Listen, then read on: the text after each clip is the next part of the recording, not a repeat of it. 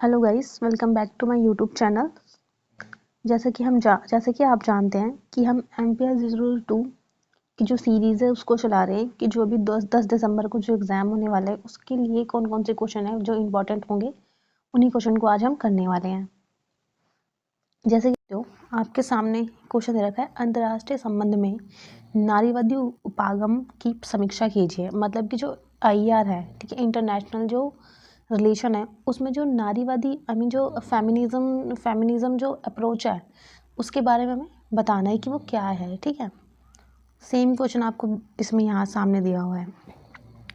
इसमें बताया हुआ है भारतीय समाज में से कल मैंने आपको जो है मैं MPS 1001 पढ़ा रही हूँ, उसके अंदर मैंने आपको बताया कि इंट्रो तो बताना ही है। ठीक है, हम MA वाले बच्चे हमें पता है कि क्वेश्चन का जो पैटर्न है वो किस तरीके से हमें लिखना है।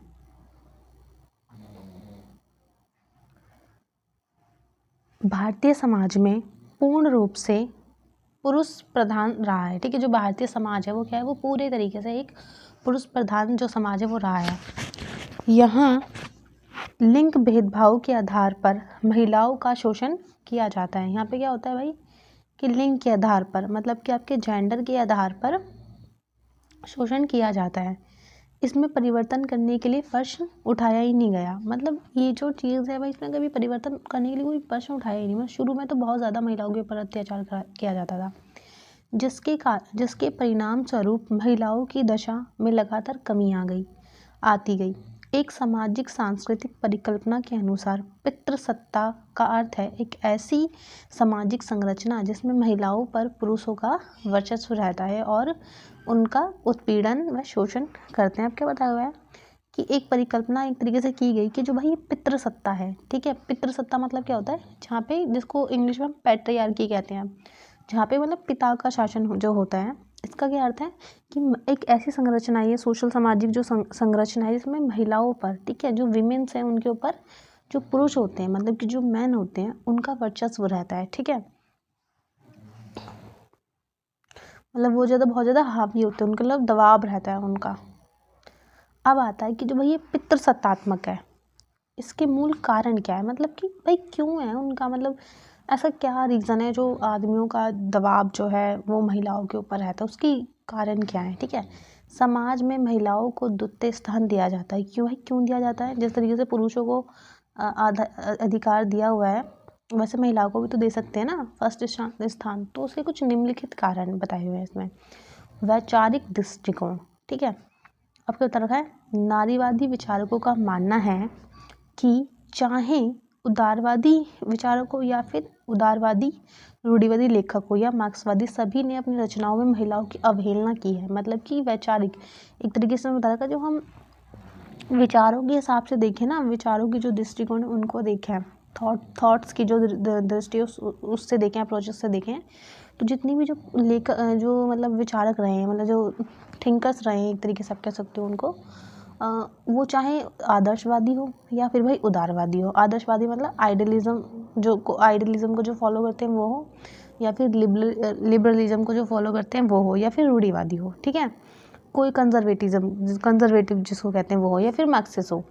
वो सभी क्या है, अपनी रचनाओं में जो महिलाएं हैं उनकी अवहेलना करते हैं। मतलब उनके विषय में तो ज़्यादा तरीके से, मतलब आप कह सकते हो वो नहीं बताते, या फिर उनको अलग ही पर ही रखते हैं।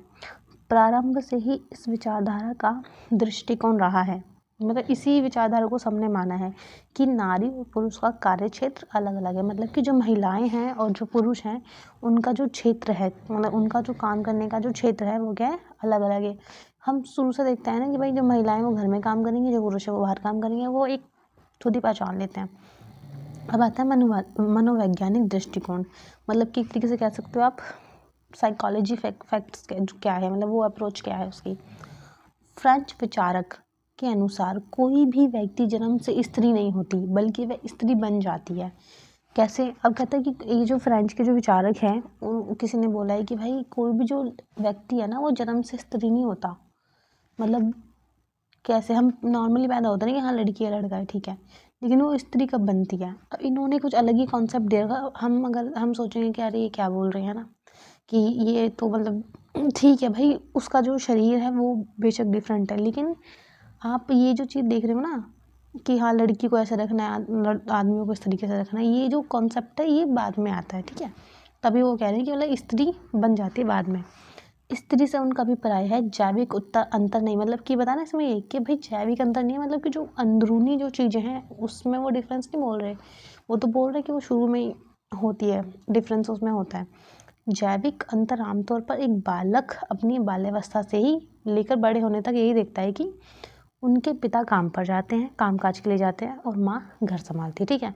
तो मनोवैज्ञानिक फैक्ट्स क्या है, सब ये सोचते हैं कि हाँ ठीक है माँ तो घर संभालेगी, बाप तो काम पे जाएगा, मतलब पिता तो काम पे जाता ही है। नेक्स्ट इसमें बता रखा है आर्थिक दृष्टिकोण। ये क्या है, पुरुष प्रधान समाज, मतलब कि जो पैट्रियार्की समाज होता है, जो सोसाइटी जो होती है में समाज को पुरुषों से कम आंका जाता है। क्यों भाई, जो पैट्रियार्की समाज होता है उसमें क्या होता है, जो पुरुष होते हैं ना उनको ज़्यादा अच्छे तरीके से देखते हैं, जो महिलाएं होती हैं उनको थोड़ा कम आंका जाता है। मतलब पुरुषों की एक तरीके से मान लो एक वाहवाही भी कह सकते हैं, या फिर उनको एक अलग ही मानते हैं पुरुषों को, पुरुष प्रधान। क्यों, आर्थिक रीज़न उसका क्या है, ठीक है। इकोनॉमी अगर दृष्टिकोण हम देखें तो वो क्या है, पुरुष प्रधान समाज में महिलाओं को पुरुषों से कम आंका जाता है कि हमेशा यह कहा जाता है कि महिलाओं को घर के अंदर रहकर ही घर परिवार की सेवा करनी चाहिए, जिस कारण महिला वर्ग समाज के आर्थिक क्षेत्र में अपनी कोई विशेष भूमिका नहीं निभा पाती। आर्थिक जगत में महिलाएं एक अल्पसंख्यक वर्ग अथवा एक वंचित वर्ग बनकर रह गई हैं। क्या बताया हुआ इसमें ये बताया हुआ है कि जो पुरुष प्रधान समाज होता है उसमें महिलाओं की एक तो उनको बहुत कम आंका जाता है। उसका रीज़न क्या है, क्योंकि महिलाओं को ये माना जाता है कि जो महिलाएं वो घर के अंदर रहकर ही काम करें और परिवार की सेवा करें, ठीक है। इस कारण महिला क्या करती है, वो बाहर नहीं जा सकती, आर्थिक क्षेत्र में जा नहीं पाती है।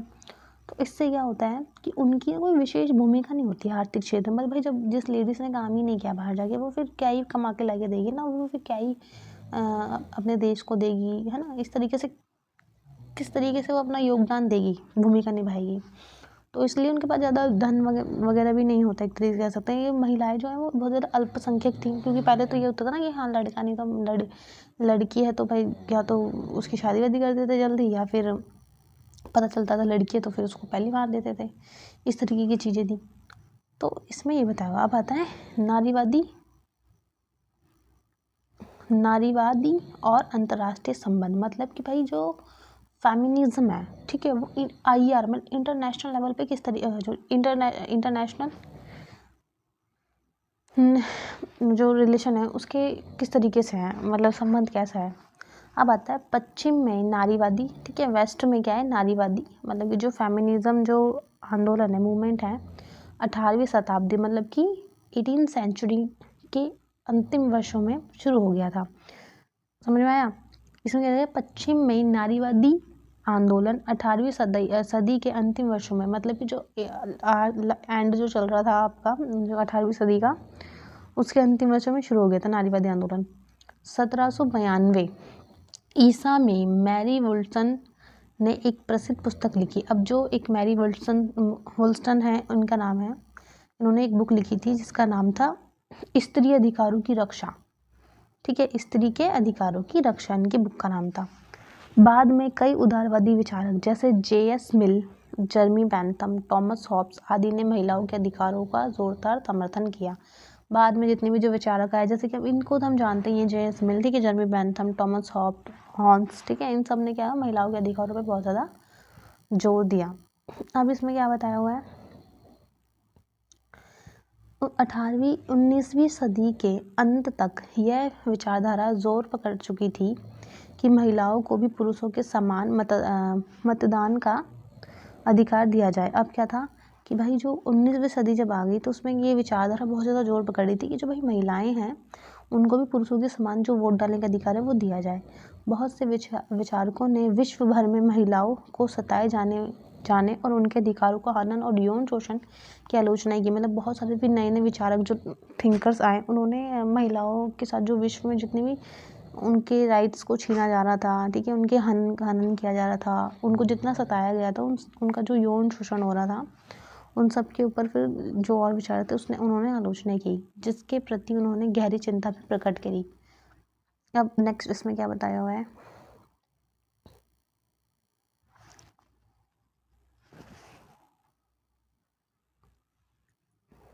नारी विचारधारा का विकास, कि भाई जो ये फेमिनिज्म है, ठीक है, ये जो विचारधारा है इसका विकास कैसे हुआ, कैसे सोचा कि अच्छा नारीवाद भी कुछ हो सकता है, नारियों की भी कुछ सोच हो, ये किस तरीके से आया।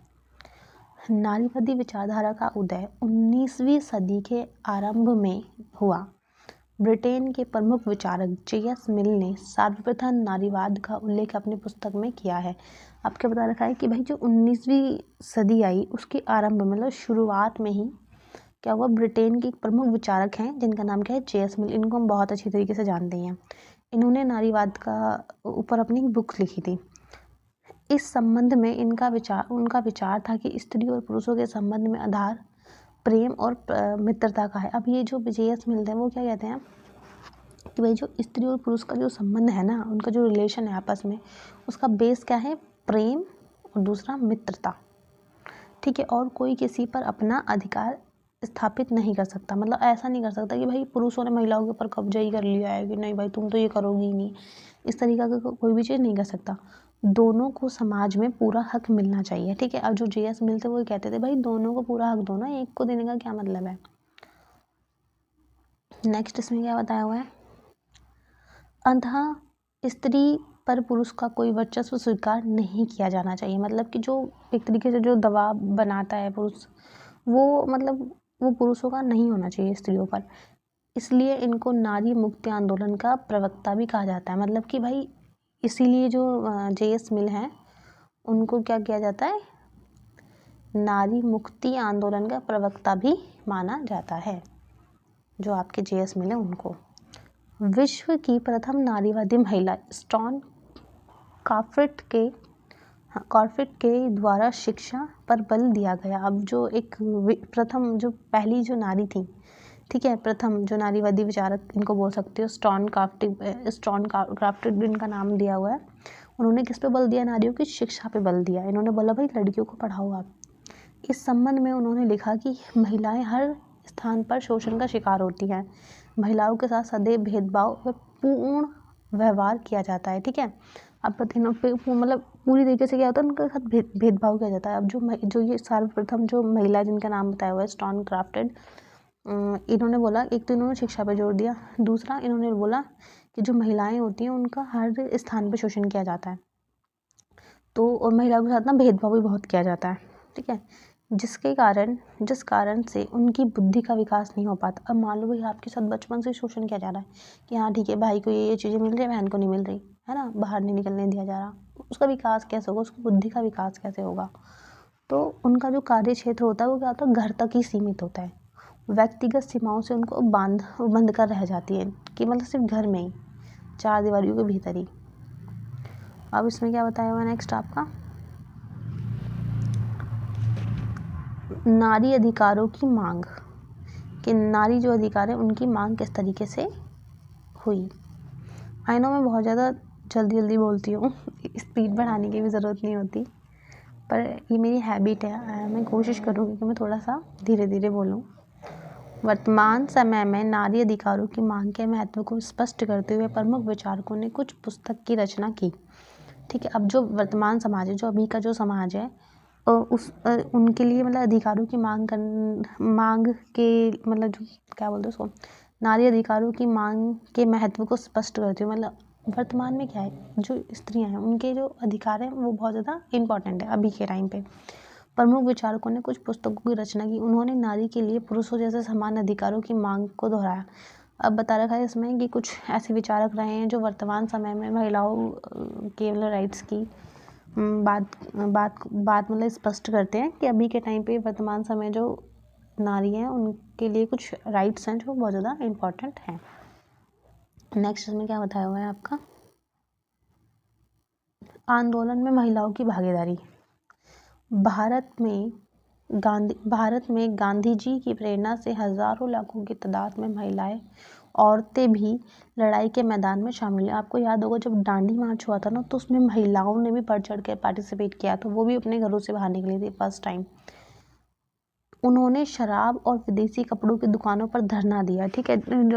जब इससे पहले भी हम एक क्वेश्चन कर रहे थे, उसमें भी था कि जो महिलाएं हैं और जो शराब के ठेके बंद करवाने के लिए मतलब जो आंदोलन होते हैं उसके अंदर महिलाएं भी थी, उस धरना प्रदर्शन कर रही थी उसमें कि इन दुकानों को बंद करो। इतना ही नहीं, दुर्गा भाभी, ये एक्चुअली इसमें गलत सा है तो इसको हटा दो। नागालैंड की रानी गिडाल, सुगधा कृपलानी आदि जैसी अनेक महिलाएं क्रांतिकारी गतिविधियों से जुड़ी हुई थी। इन सभी महिलाओं ने विश्व में अपनी छवि को सभी के सामने उजागर किया। मतलब अभी कुछ लेडीज़ के नाम बताए हुए हैं, कुछ औरतों के नाम, मतलब कुछ महिलाओं के नाम बताए हुए हैं जिन्होंने अपनी छवि को मतलब बताया। अब आपको हम देखते हैं कि हमने इसके, मैं आपको पॉइंट्स बता देती हूँ क्या क्या है। तो ये पूरा ज़ूम हो गया, जस्ट वेट, ये रहा, ठीक है, ये रहा। सबसे पहले आपको क्या करना है, ये आपको इंट्रो बता देना, ये आपका इंट्रो हो जाएगा। फिर बताना है कि जो पितृसत्तात्मक, जो पैट्रियार्की है, उसका मूल कारण क्या है, मतलब मेन रीज़न क्या है भाई इसका, कि क्यों है ये चीज़। तो वैचारिक दृष्टिकोण, ठीक है, कि जो सभी जितने भी जो पहले के जो आपके विचारक रहे हैं वो सभी क्या करते हैं, महिलाओं की तो अवहेलना करती हैं। फिर मनोवैज्ञानिक, ठीक है, साइकोलॉजी, जो भी आपका एक तरीके से फैक्ट बोल सकते हो। फिर इकोनॉमिक है। 3 रीज़न ये हो गए कि भाई इस कारण से जो पुरुष हैं उनका दबदबा रहता है। फिर जो नारी है, ठीक है, नारीवादी जो फेमिनिज्म जो ये विचारधारा है, इसको IR मतलब इंटरनेशनल रिलेशन में किस तरीके से देखा जाता है। और इसमें एक बता रखा है, अब जो नारीवादी विचारक है इनका विकास किस तरीके से हुआ है, ठीक है। बस इतना ही है इसके अंदर, और बाकी आप अपना निष्कर्ष इसमें लिख सकते हो, ठीक है। तो आपका काफ़ी 2 से 3-4 पेजों का आंसर बन जाएगा। आगे पीछे मिला के वो 8 पेज हो जाएंगे। Thank you for watching. और ऐसी और वीडियो को देखने के लिए हमारे चैनल को लाइक करें, सब्सक्राइब करें एंड कमेंट करें।